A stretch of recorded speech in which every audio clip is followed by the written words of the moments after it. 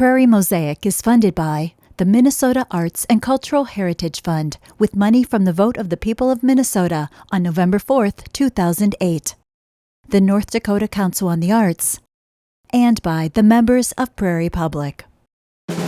Welcome to Prairie Mosaic, a patchwork of stories about the arts, culture, and history in our region.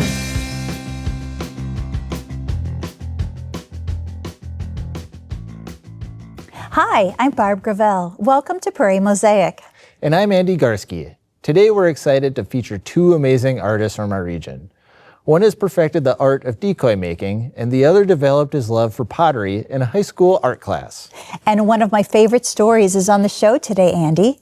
It centers around a shared love for flying out of Bemidji, Minnesota. Yes, Barb. The Moberg Fly-In is a weekend that brings together pilots, spectators, and individuals interested in learning more about aviation. In addition to camping and entertainment, the community can experience the sights, sounds, and stories of flight.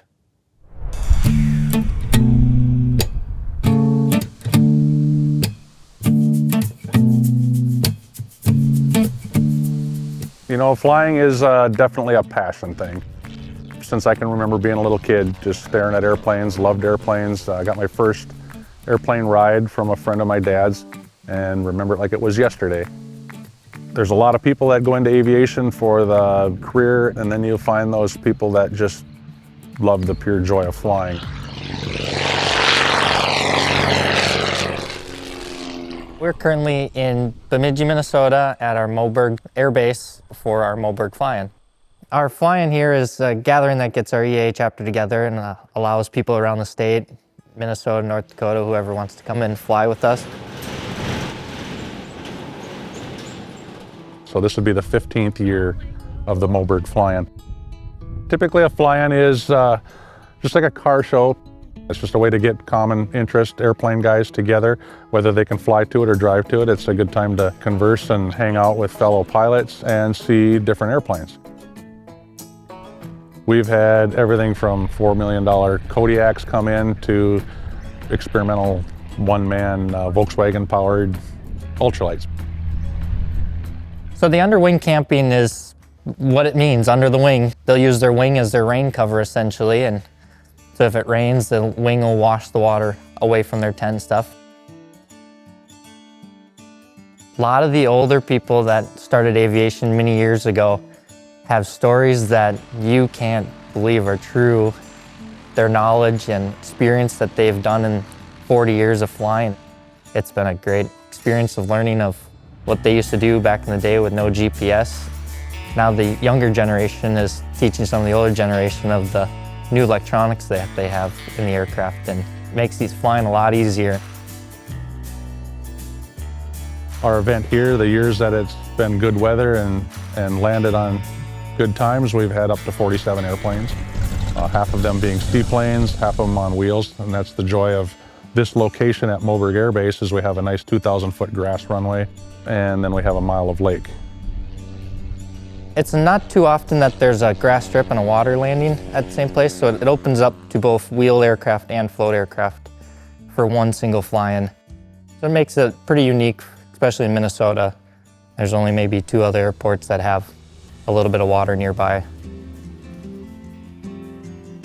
Float planes in general, locally about float planes is, as you would imagine, it's fun to go flying, but you can't just pull over and visit people unless they have a runway. So with a float plane, you got the lakes, and there's a lot of people that have lakes. There's restaurants on lakes up here in northern Minnesota, so it becomes a lot more social.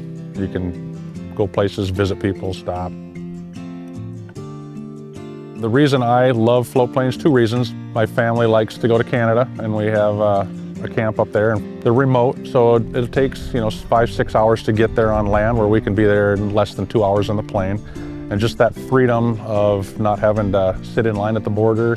You do a quick land on the water and check in, and it's usually 5-10 minutes. And the nice thing about a float plane is you're always landing into the wind. So you don't have to fight those crosswinds you would on a hard surface runway. Going up in the air and flying, it's so hard to explain in words. It opens up new vision to life. When you fly little GA airplanes, you're flying between 1,000 to 3,000 feet above the ground versus 35,000 feet. You can see a lot more. You can still see the ground, you can see the terrain, you can see the people driving in their cars, people outside walking. It's a pretty cool experience that, yeah, you can fly in a big airliner, but it's never gonna be the same of hopping in a little airplane. Advice that I'd have for people getting into aviation, no matter how old you are, how young you are, you can start at any time. People have started when they've hit retirement and they've gotten their license and started another job, or just the passion of just flying around. It's never too late to experience it. We're trying hard to keep it alive and grow it each year. We've been doing this for 15 years and hopefully to continue for another 15. It's always going to be the week or two after Oshkosh. We like to put a little time span in there for people to get home and settle in and look for another adventure.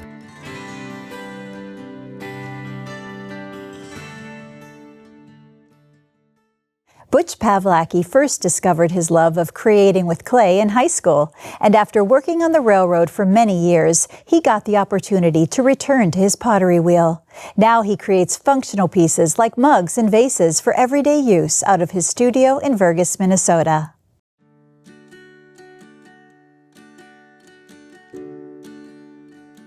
It's complicated, but it's simple. If I can do it, anybody can do it.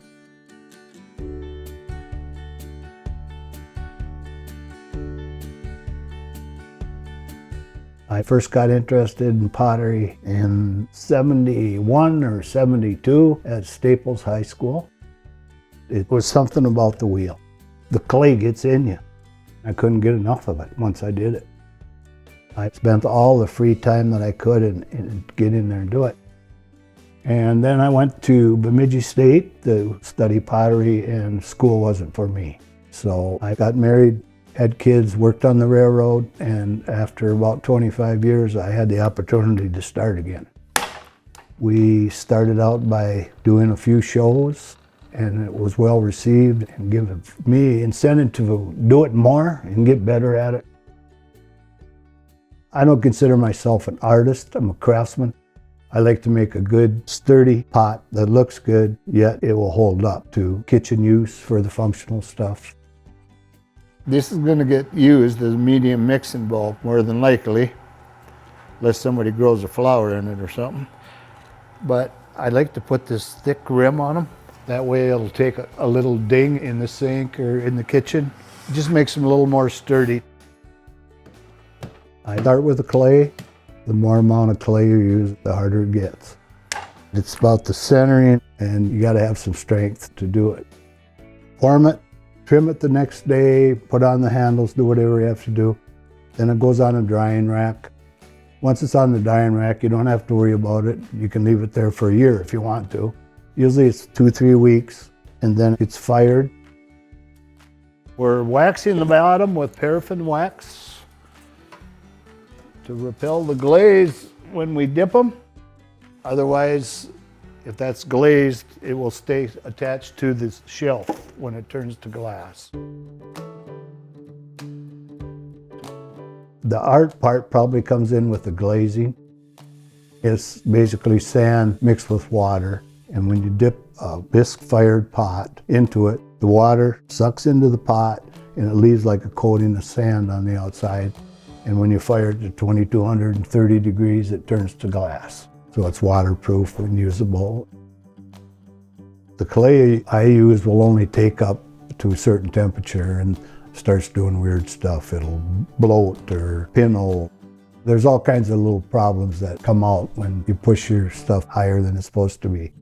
And the glazes are made to fit the clays that you're using. There's a shrinkage on the clay, and the glaze has to shrink with it. So if you push it too hard, the glaze will come off the pot. It'll end up on the shelf and you got a mess. I kind of know when I unload the kiln, oh, I need a bunch of bowls in this color, I need mugs in that color. That kind of determines what color I'm going to do on a piece. Vase is a little bit different. I play with vases more, that's my favorite thing to make. You can do more experimentation and stuff with that. When I make a coffee mug, I know what I want it to look like when it gets done. With a vase, the kiln can maybe do something special for me. I really love pulling the clay after center and opening to watch the pot grow. I just get a kick out of it every time. You concentrate on the piece and everything else goes away. You sell a lot more of the smaller stuff than you do the bigger stuff because of the price. I put a price on a pot that I would pay myself. I get told that I'm too reasonable. But and other potters have told me that that's way too much of a pot for that price. Somebody will buy one of my coffee mugs where they won't spend a bunch of money on a coffee mug. And once they get started collecting pottery, then that's a good thing for me. With repeating the colors and making all different mugs, soup mugs, sets of bowls, utensil holders, it seems like people start collecting, they come back year after year and buy some more pieces, same color pattern. You have really good customers, and I don't know how long they'll come, 10, 15 years, but eventually they fill up everything with as many pots as they want to buy from you, right? They'll start collecting another color and do it all again. You get somebody in here excited, you didn't just gain a customer, you gained a bunch of customers. They tell their parents, their friends. It makes you feel good about yourself. When we first started doing shows, and people would ooh and ah, and you'd hear that. And I think I told my wife that, this is the first time in I don't know how long that I feel good about myself. I've come a long ways from where I started. I still got a long ways to go. But I've done it my way and I'll keep doing it my way.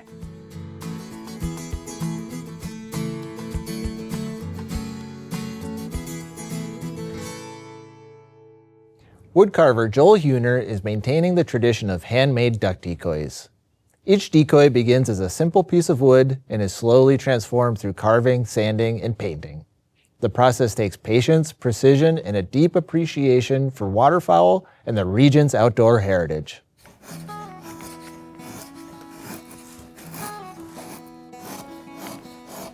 Here's a smaller draw knife.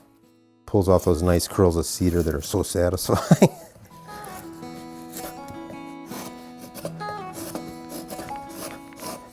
I've always kind of enjoyed whittling. And when I was a kid, I used to carve little dioramas of wildlife and stuff like that. About the time I graduated from college, my folks bought a new house that had a stone fireplace. And it had a shelf on it that just looked like it was made for an old-style duck decoy. Being a rabid do-it-yourselfer like I am, I thought, I think I could make one. And I did. And it was a lot of fun, and I just kept going from there and getting more and more over my head into carving detailed birds and then ultimately duck decoys. My name is Joel Huener. I'm a wildlife biologist by trade. I'm retired now. I like to carve decoys, mostly duck decoys. And I used to carve more detailed birds, and now I just carve birds that have more detail than is necessary to decoy a bird, but when I'm out duck hunting, it makes me happy to see them floating in front of me. Since I was really young, I was interested in animals and nature. I especially got interested in waterfowl when I started learning about them because you could have a whole bunch of different species in one place rather than just one species at a time. And I found that fascinating, and it just means you get more excuses to carve different kinds of decoys. That's part of the attraction. The earliest duck decoys, I think, were from I don't know how many thousands of years ago in a cave in Nevada, and they found recognizable canvasback decoys woven out of bulrush. And back in the 1800s, when people were using punt guns and everything else, it became a way to make market gunning more efficient. And that's when decoy carving really took off. And it was mostly along the East Coast, a little bit along the West Coast, not as much in the middle until later. And even today, you see that the big carving competitions are in Maryland and along the Eastern Seaboard or up in Seattle or California. To carve a wooden decoy, the first thing you got to do is you got to have a plan. You got to have something that you're going to cut out and figure out where everything is.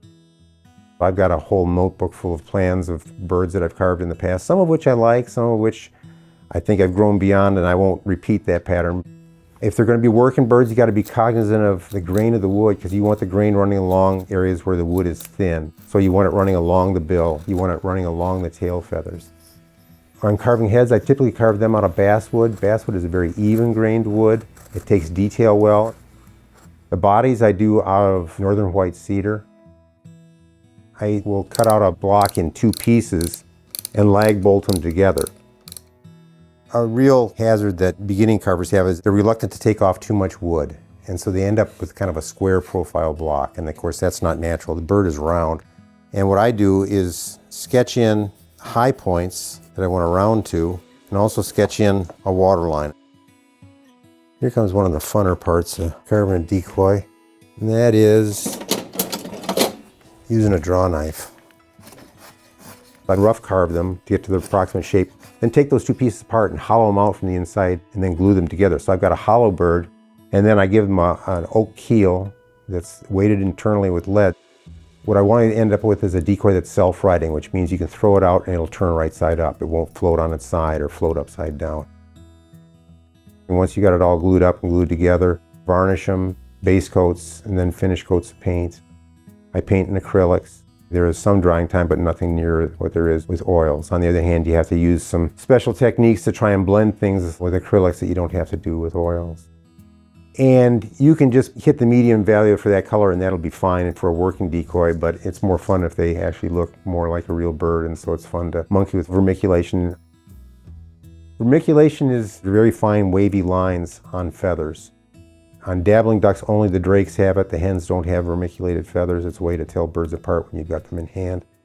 The way I do it is I use heavy body acrylic paints, and I actually have a comb. You paint this stuff on fairly thick, and then you pull the comb through while moving it back and forth, and you end up with a wavy line. And then once you let that dry, you've got peaks and valleys, and you come and dry brush that. And then dry brushing is using a brush. You load it up with paint and then take most of the paint out with a paper towel, and then lightly draw it across the top of it, and then you end up with a dark on light pattern of coloration that matches those parallel markings.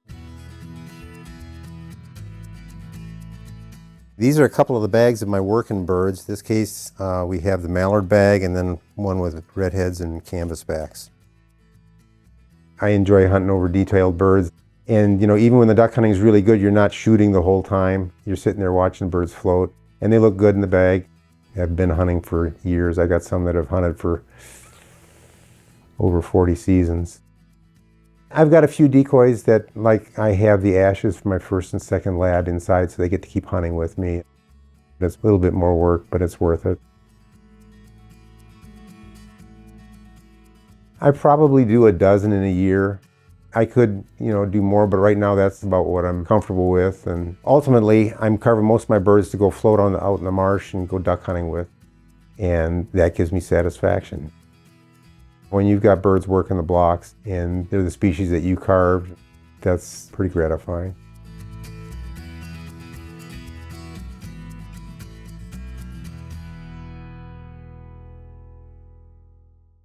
Skarlett Woods found a way to weave years of life and travel experiences into her eclectic lyrics.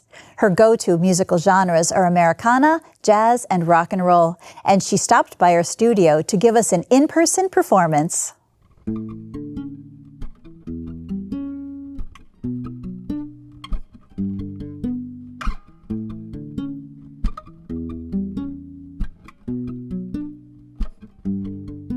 Tall tales, dark roads.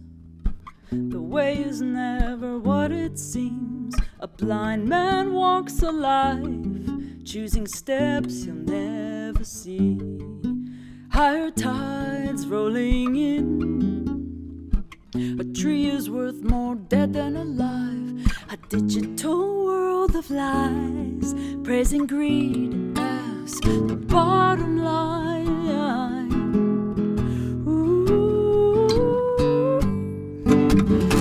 You don't mind working out the philosophical issues now. Oh, this life somehow. Go chase a dream or climb that ladder. You yell out loud. Either way, I want you inside my life somehow.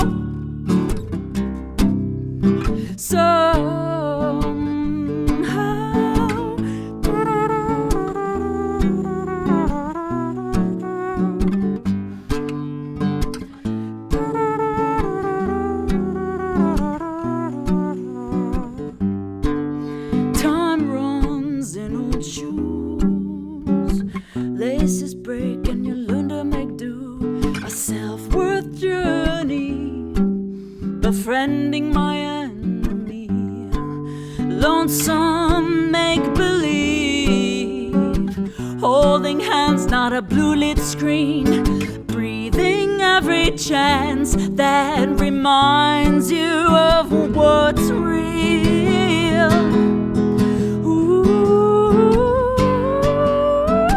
I hope you don't mind working out the philosophical issues now. Oh, it's life somehow. Go chase a dream or climb that ladder, you yell that loud. Either way, I want you inside my life somehow. Ooh, oh. I hope you don't mind working out the philosophical issues now. Oh, this life somehow. Oh, chase a dream, climb that ladder, you yelled out loud. Either way, I want you inside my life somehow.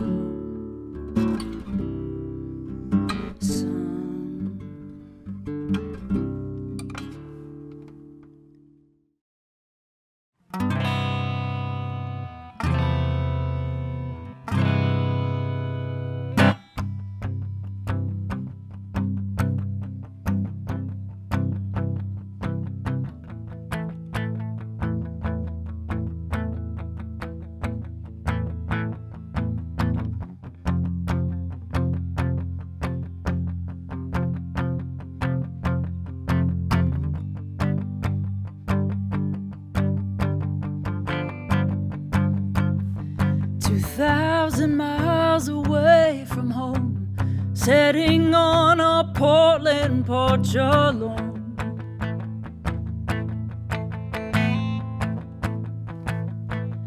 I know you think I'm crazy, but I wouldn't have it any other way.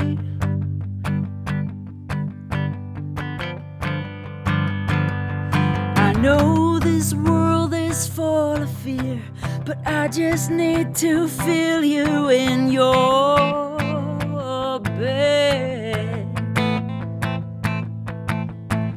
Can't wait to see your face again. 2 years too long since we made love that fed. Oh, oh, that fed. Pour my mouth into yours. Feel my hand inside yours.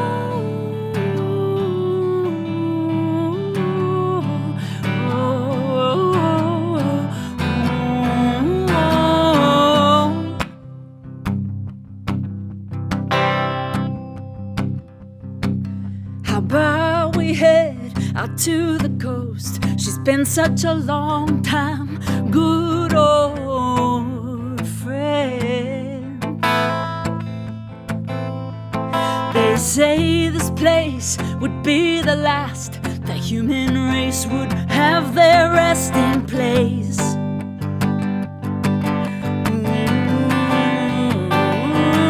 And I'm so glad I have a niece, scared to death if I had others to feed. Oh, but this feeling in me right now pulls and pulls me, wanting to grow you in me now. Pull my mouth into yours. Feel my hand inside you.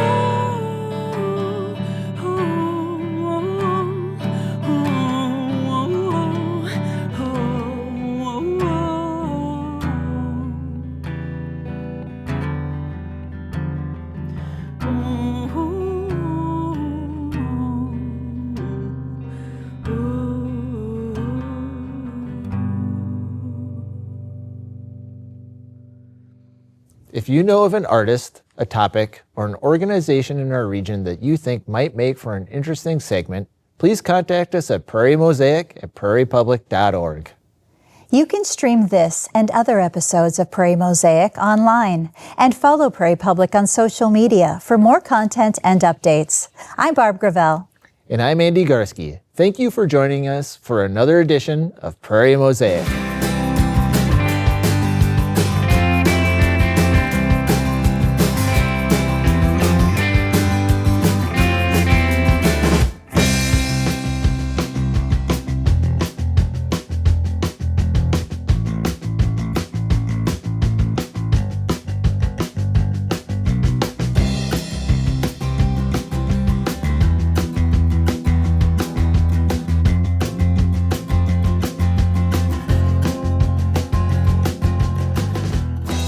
Prairie Mosaic is funded by the Minnesota Arts and Cultural Heritage Fund with money from the vote of the people of Minnesota on November 4th, 2008, the North Dakota Council on the Arts, and by the members of Prairie Public.